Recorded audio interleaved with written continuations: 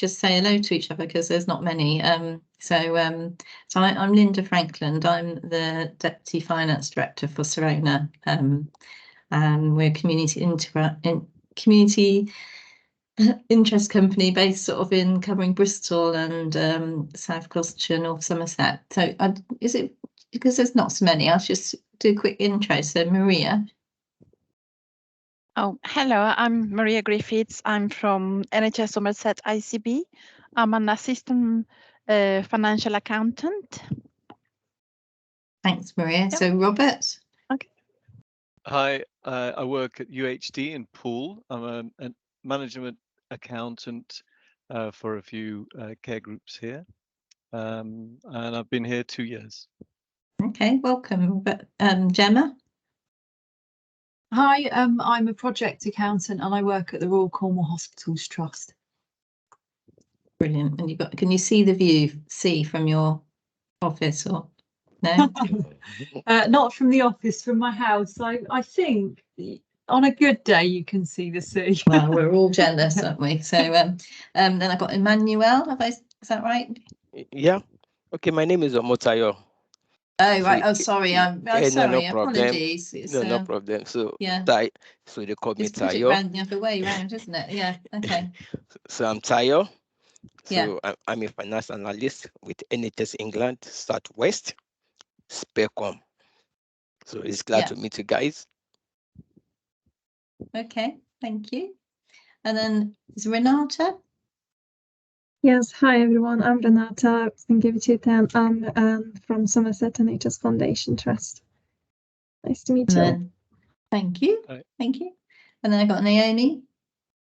Yeah, my name's Naomi Rhodes. I'm part of Royal Devon University Healthcare Foundation Trust. I work in finance systems, but I do have worked in management accounts as well. I've been with the trust for 5 years now. So. And did you say you were in Poole or somebody else was in Poole, weren't they? I'm in Devon. I'm Royal Devon. Yeah, okay. In Exeter. Cool.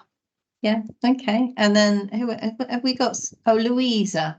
I've got Louisa just joined. Hi, sorry I'm late. Don't worry. I'm Louisa Bucks. I'm from the Great Western Hospital in Swindon and I work in the Contracts and Income Department. Yeah, fantastic. Nice to see you. And then that's it. I think so. Have I not said your name right at all? Have I? How do you say it? My name's pronounced Aoife. Aoife. I'm from the One NHS Finance Central team, and I'm just here in the background, just supporting all the value makers. Yeah, thank you. So I've got an agenda. I don't know if people received an agenda, but they'll see it on their end when they book on, hopefully. Yeah, but okay. I'm happy to share it. But just to let you know, Charlie Spicer won't be attending today. She doesn't have anything to update on. And the 2 sessions that were to be confirmed, we couldn't find speakers for those, so I will send round some detailed documents on what entails in these programs after the session ends. So the session might be a bit shorter today, as Charlie can't attend. But yeah, no, thank you very much. So yeah, sounds like we'll be finishing a bit earlier. So the first thing I've got is the One NHS Finance Programme update, and I think were you going to cover for Megan? Yes. Yeah. Yes. So I got quite a small update today. So just some general updates. So the accreditations have been approved for January. So we've had 16 accreditations being approved this year. 2 of those from the Southwest. So we have Gloucestershire Hospitals and Salisbury NHS Foundation Trust have both achieved their level 1. So that's good. That's good. Yeah. We just have a few upcoming events. So we have a face showcase session tomorrow. That has actually come off the back of the Value Maker annual conference. That was held in November. So I'm not sure if any of you guys attended, but we had a few showcase sessions, and we'd like to put on a bit more detailed one tomorrow. So we have one tomorrow with Stephen Lee, and he is showing us a tool he created to help managers and clinicians with finance staff. We have a lot of people booked on for that already. We have 244, so it's very popular. So if any of you like to book on, I'll pop the link in the chat and you can book on tomorrow. That's for tomorrow, sorry. We also have a spotting and preventing burnout session on Thursday, the 15th of February. We have an induction to Future Focus Finance on Friday, the 16th of February. And yeah, we have lots more events coming up, a lot of demystifying NH Finance, which I know is really popular. So yeah, I'll pop the links in the chat for those and you can all book on. And the last thing I'd just like to update everyone on, I'll just share my screen quickly. So we now have Value Maker pages on our website. Yeah, so this is just our homepage on our website. So if you click onto Value Makers, upload, and you can scroll down, and here you can sign up to become a Value Maker, which was there before. And now we have regional pages. And we also have National Value Maker Showcase sessions. So our bigger sessions that we host, all the recordings will be on here, so they're quite easy to find. And then just in here, so we've got our regional network pages. So we have a page for each region. So if we just go down to the Southwest, so on this page, it will tell you how many Value Makers are in your region. It will also say the upcoming dates for the years and the time. And once the agenda is confirmed and we have put it on our website, you can follow this link to book on to the meeting. You can also access all the recordings from previous meetings here. And we also have a list of our leads, and Linda kindly sent us a bio yesterday just so people can see her face, but we can't upload that just yet as the girl who does that for us is on leave. But yeah, so it's just a bit more useful so you guys know what's coming up. And yeah, you can watch any meetings that you've missed. So that is all from me on an update. That sounds fabulous. So has anybody got any questions about any of that? No, let's take that as yeah, thank you. So that's really helpful. So I've got the next thing on the agenda is about the development programme feedback. So the two of them we're not having this time, but we're having the career shapers. So is that Teo? Yes. Yeah, I got it right. Have I got it right that time? Yes, Gerard. Thank you. Yeah, so I'm handing over to you. Yeah. Okay, thank you very much. So can you help me share the screen for the slide? Yeah, sure. Would you like me to share it on my end? I'll just get this up for you, 2 seconds.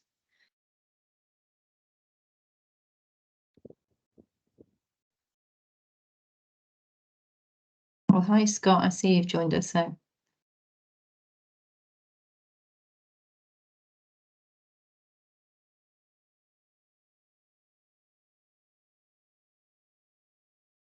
Okay, have you seen the slide? Can't quite see them yet. Sorry, 2 seconds.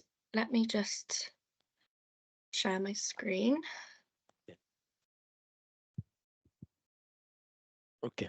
Okay. Yes. There we go. Yeah. Okay. Thank you very much. So, okay, let me just try and first do a few introduction about myself and who is Tayo. Though my full name is Omotayo Emmanuel, but I prefer to be called Tayo. So I joined NHS England Southwest like 18 months ago. Well, before joining NHS, I've worked in a financial institution for 17 years. And I've covered every area of the financial institutions. I work in virtually like more than 10 departments for that 17 years. So I started the banking sector as a teller, cash and teller. So I grew up to like an assistant manager before I left for the United Kingdom. And when I got to the UK, so I got the NHS job as a financial analyst. So I'm moving from a financial sector into the health sector. So though on the same level in terms of being a financial, because I was a financial accountant, that was my last role before becoming a financial analyst now. So I think the roles are familiar. So when I joined, understand, so I was introduced by my line manager to attend this program as part of the developmental plan for me. So when it's okay, let me attend this program and let me see what this program is all about as a new starter in NHS. So I was introduced into this program, and I can tell you, I really enjoyed the whole program. And so today now I'm going to share some of those things, like a take home or an action point or summary of what I enjoyed in the Career Shapers. So the next slide, please. Okay, so when we started the program, we first had a face-to-face program in London. Then we also have like 4 or 5 sections virtually. So I'm going to talk about the introduction. So we have a session on the hybrid working, and I put the date 18th of January. So we also have dealing with stress and personal resilience, 18th February. We have introductions to sponsorship and getting the most out of it, and we have a master class. Then we have the question and answer. So the next slide. So I'm just going to, I'll give you the introduction or the summary of what I gained from the program. So under when we had the introduction, the action point was to maximize the benefit of building your professional network, focus on strategic actions, begin by identifying your goals and target industries, and then actively participate in network. So the summary of it is on that particular program, you understand, from everything we did was tailored on about how do we identify our goals. How do we identify our targets? Now we are in an S sector and we are in the finance. So how do we identify this? And I say we should cultivate meaningful connections. So in that, what I gain mostly from it is that I build networks. That was what I really gained in that particular session of the program. I built, and those networks are still functioning, and I'm still building it, because I find out that you need people. You need people, and you need to build networks. So we are also told about leveraging our social media. We have a lot of things on social media now that you can leverage on in order to improve yourself and to also expand your reach and engage in industry professional. So these are what of the summary points I gained from the first session in that program. So let's go on, please. Then, in essence, say a proactive and authentic approach to network can lead to valuable connections, professional growth, and a broader support throughout your career. So in that the session, we explore the power of network, what practical steps you can take to build your network, and setting actions and go. It's part of those things that the first session this week. Next slide. Then the next session, which was the first hybrid session, we talked about the hybrid working. And we've talked about it even before now, the introduction of the 40% now by the management of NHS England now. Now everybody is talking about 40% being in the office, everything. But even before that time, we have discussed it. We've looked at the extent, and we look at the hybrid working, because we find out that after COVID, post-COVID era, that was when hybrid working was introduced. And a lot of people now has found out that that is the best approach. And that is the truth. It is the best approach because as an employee, you have more flexibility to get work done. You work and you plan your own time. And one of those things I gained from this particular session is that after this session, I developed personally an hybrid system of working. You understand? I get myself ready as if I'm going to the office, even though I'm working remotely. I get myself ready. I set up a particular place in my home that this is my office.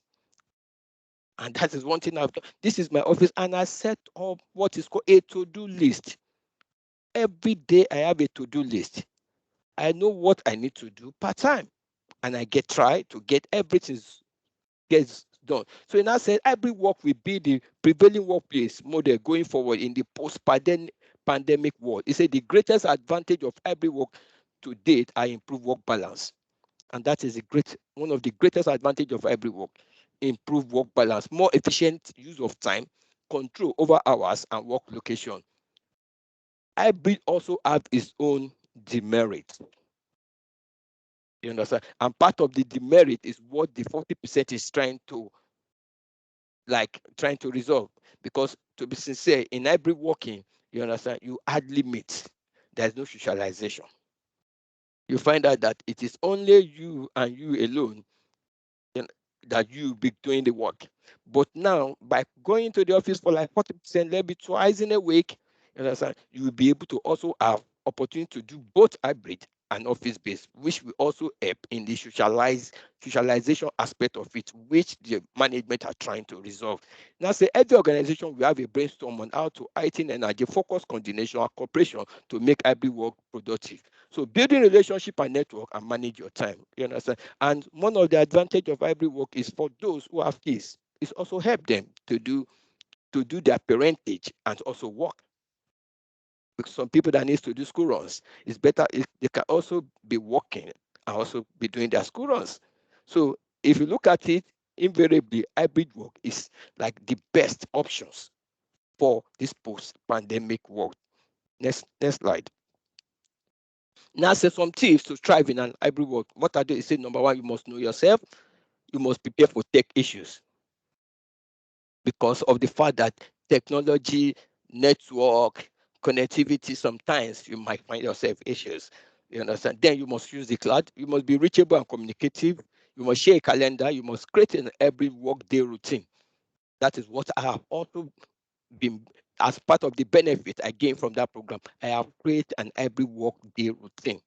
And I also include breaks. Some people, you understand, does not include breaks. You understand? You need, even when you are working, you need to include your breaks. If you look at me now, 12:30 to 1 o'clock is my break. So no matter what I've created, it is part of my calendar. So once you look at my calendar, you know that 12:30 to 1 o'clock, I'm off for break.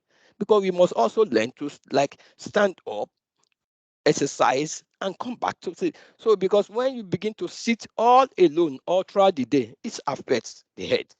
But when you are walking, you must create breaks in between. 5 minutes walk, 5 minutes just standing up, stretch yourself and come back. It's also help in hybrid walking. Next slide, please. Then the next session with this with stress and personal excellence. Now say, what do we understand? And one of those things again in that is that we understand what is stress. And we find out that stress is often defined as mental, emotional, and physical restraint or tension driven by pressures and demand placed that we perceive that are not able to cope with. He said to manage stress, we need to start to understand it better ourselves.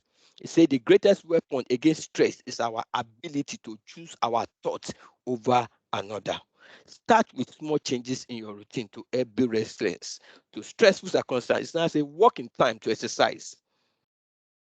Eat healthy foods, participate in relaxing activities and sleep. And as a resilience is your ability to cope with tough times by applying your inner strength and engaging support network. Resilience can enable you to face difficult situations and maintain good mental health.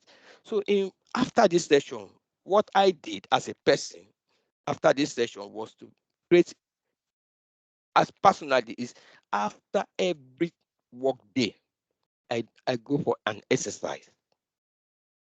That is personally after this session, and I've started it after this session since that 8th of February that we had that session, and I don't joke with it every day. Once I close, you understand, I will go for minimum 30-minute walk. That is because it is one of those things. You know, apart from the fact that I eat healthy food, because I also inculcate work exercise to my all my daily routine every day. I always say so. It's part of what I get in that session by introducing exercise and eating healthy foods to my work schedule on a daily basis. Next slide. So in stress management offers a range of strategies to help you better deal with stress in your life. Managing stress can help you lead to a more balanced and healthy life. Stress is an automatic physical, mental, and emotional response to a challenging event. It is normal part of everyone's life. Everyone. That's why I say it is normal part of everyone. Everyone has his own stress. Everyone. And for as long as we are still living, we have to deal with stress on a daily basis. Next slide. They now give us some tips for managing stress. Say, be kind to yourself. So if you look at it, it's about yourself. Nobody can manage stress for you. You need to manage it yourself. It say, be kind to yourself. Learn to be kinder to yourself. Can help you feel more in different situations. And I say, try time to find to relax. A lot of us work, no vacation, no relax. No, you must find time. That time to relax, because it's about yourself. So you must find time to relax. You must develop your interest and hobby. If no matter you know your hobby, you make sure you develop your interest and hobby. Then spend time in nature. What they mean by spending time in nature is you have to find time, go, and sometimes like the background, if you look at the background now, you can just go to maybe the sea, depending on what you feel, where you have trees, where you have the nature, where you understand, just find time and just see those animals, see those natural things, and see the importance as they also help. Then look after your physical health. So these are some tips that was given to us in this session as well too. Next slide. So let's continue. Next slide. I've summarized this. I'm just giving a summary. Then we also had introduction to sponsorship and getting the most of it. That was on the 18th of May. And we talked about one of the NHS finance program is the sponsorship program that is open. And one of those things, immediately after that session, I've also enrolled for that sponsorship program, because they said the sponsorship program has potential finance staff from underrepresented groups. Because I'm from a background that I'm a Black, so I'm from a group. So immediately after this, I enroll for the sponsorship so that you can be more mentored by a senior finance person who can guide you, who can create opportunities for you in NHS England, which I've also enrolled after this program for the sponsorship program as well too. Next slide. So he said, who is this program for? He said the NHS Finance Sponsorship Program provides the career support to high potential finance staff who are from groups underrepresented at most senior level within NHS Finland. This includes, next slide, female colleagues, individuals of Black, Asian, or minority ethnicity, that is where I belong, individuals with disability, individuals that identify the LGBTQ and community. You must identify with one or more of the characteristics before you can apply. So if anyone is on any of this, then the sponsorship program is for that person. Next slide. Then the program requirements say the program relationship requires dedication and attention from both parties. It is a sponsorship responsibility to drive the relationship by proactively organizing meetings. So it's about organizing meetings, getting a sponsorship, and giving advice, feedback, and acting in the network opportunity. He said the sponsor must also act as an advocate for the sponsor, allowing them to have access to career enhancing opportunities. So it is part of the opportunities that were also given to me, and a lot of opportunities, not just this. You understand? Immediately I started the sponsorship program, you understand, I was also introduced to the CIMA. Now I have started the CIMA qualification, and I'm at the final stage now, strategic level, as a result of this sponsorship, because I adhered to the advice of my sponsor, who has been the one guiding me through, and now almost completing my CIMA exams as a result of. So all these things, I gained them as a result of this program. Then I now begin to act on it. So I can say that this program benefited me a lot because I gained from it. Next slide. So next slide. So if that's a link to the sponsorship program for anyone that is interested, this slide can be shared as well too. So that's a mentors are great and may be may be more suitable to what you are looking for in development wise, and this is something you can access once reading this information. However, a sponsorship relationship could be the key to your next career move or step up, as a sponsor is on the front line and will tell others what is right person for the job. Next slide. So then this is the last session we did about masterclass in preparing for interviews. So this one gives us the key on how to prepare when you are attending any interview. So it now says, what useful information could you read in preparation for your interview? It talks about your application. You should understand the job description and the person specification, because at every interview, they always state that this is the criteria, this is the essential, this is the person specification needed for the job. So you get yourself very prepared to meet the criteria of your employer. Then it also give you the information of the organization.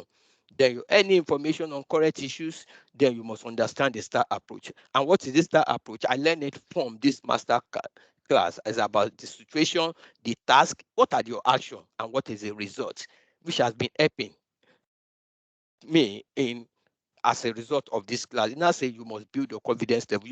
You must have that confidence level no matter the interview. You must understand how to answer scenario questions. Then outline competency for the grade you are applying for. So if you have any interview, no matter the grade, you must, once you follow this approach, you find out that you do well in those approach. These are one of the lessons or one of the gains I learned from this masterclass in preparing for interview. Next slide. Then creative way to get experience, volunteer for different tasks or work groups. Look out for short-term secondment in your own organization to cover short-term vacancy. Consider asking for job shadowing, someone for a morning day in a different team. To ask the person yourself before you approach your learner. Prepare for and use your BDR and development discussion. Next slide. Thank you very much. Questions? Thank you, Taya. That was fantastic, and really your passion about it really comes across. It's interesting when you did your when you showed the actual what's involved at the beginning. It's actually quite a small number of sessions, isn't it? They're quite short in terms of the commitment, in terms of those sessions provided. But it sounds like you've got quite a bit out of them. Has anybody got any particular questions they'd like to ask Taya? I've got a couple, but which I can kick off with. Should I do? Yes. Oh, Gemma. Yeah, thanks for that, Teo. I appreciate that. That was really interesting. I just wondered, like with your sponsorship, how long that sort of lasts for? How long are you still working with your sponsor now?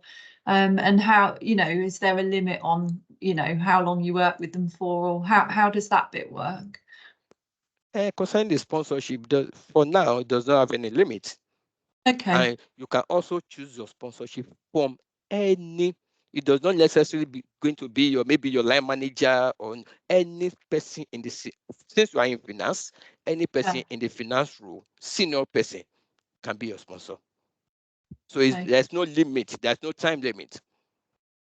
Is it and you can also change your sponsor.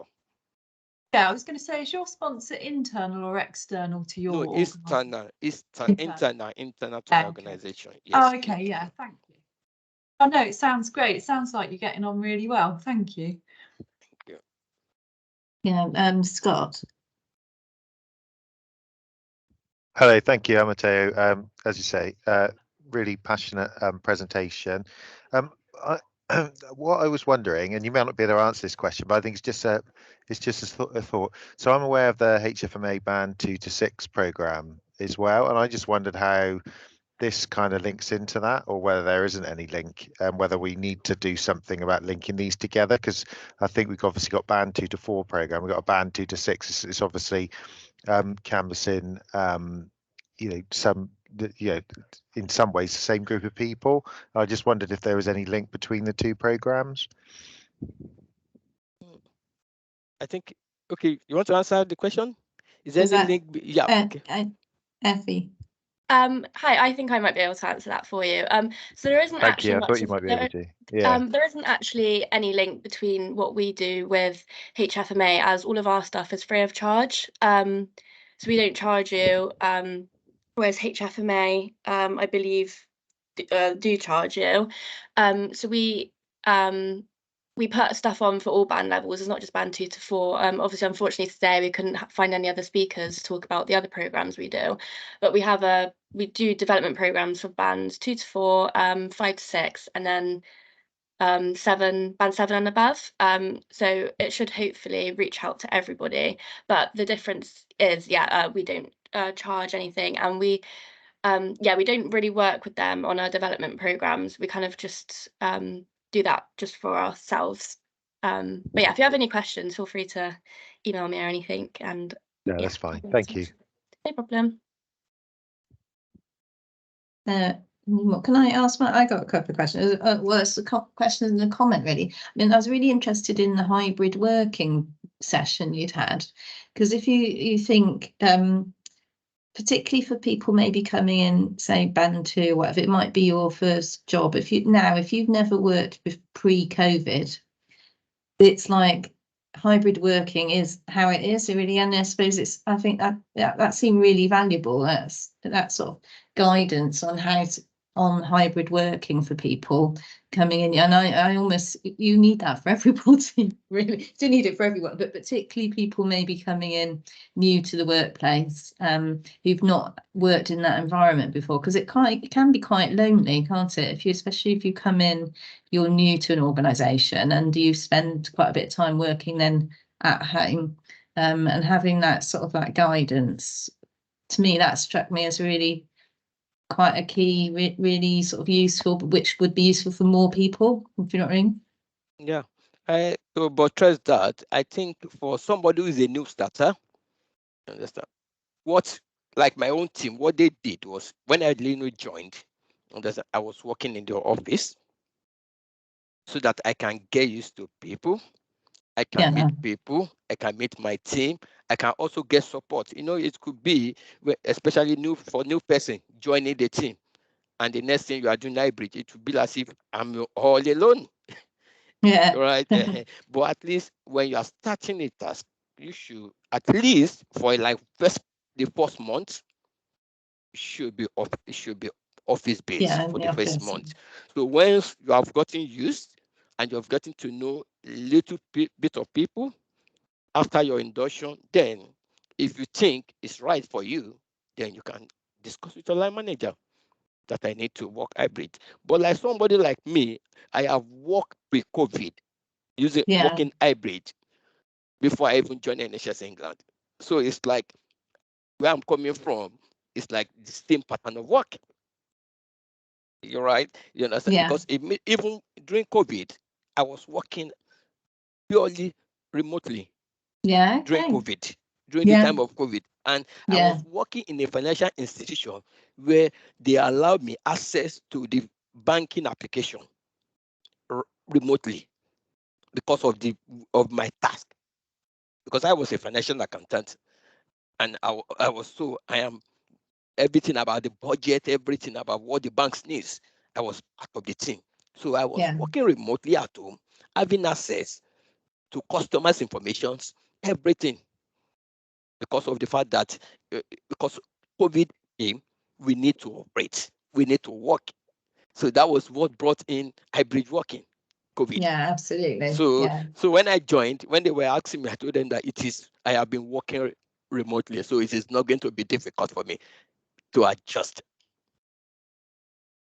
Yeah, no, absolutely. That's really helpful. Maria, I can see you with your hand up. Yeah, I just wanted to emphasize about the importance of being aware about new people working for the organizations, because for many of us that we started working when everybody used to come to the office, it's kind of easier and it's more visual for us, like who is who are, or which areas are, where are they located, or what to do.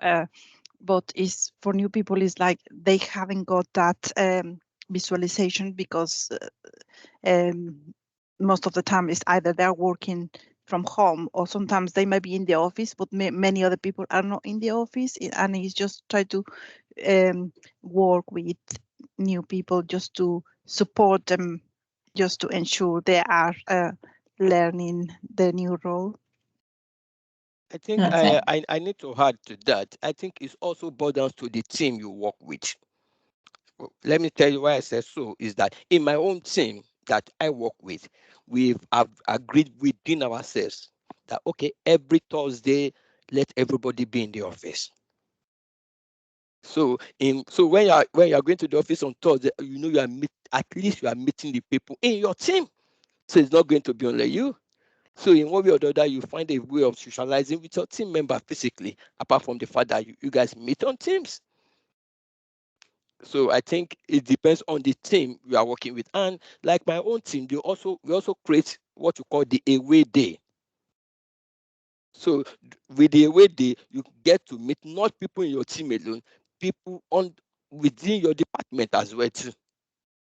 So we also create that avenue for meeting each other, because some people you must have been even working with them for 1 year, you must have not even seen them physically. But if you can't, you understand, in that away day you meet, oh, so you are the person, we have been communicating, you understand, you get to build more relationship together during the away days. Thank you. Yeah, no, thank you very much. Is there any more questions then? Teo. I have to say it was really great. I loved all your stress tips, and I wish you every success with your CIMA. And it sounds like you're nearly there, isn't it? So yeah, fantastic. Yeah. Thank you very much. Thank you very much. Yeah, thank you. So we're not, sounds like we're not doing the Southwest Academy update, is that right? So because Charlie's not there. So I'm gonna ask, is there any other business?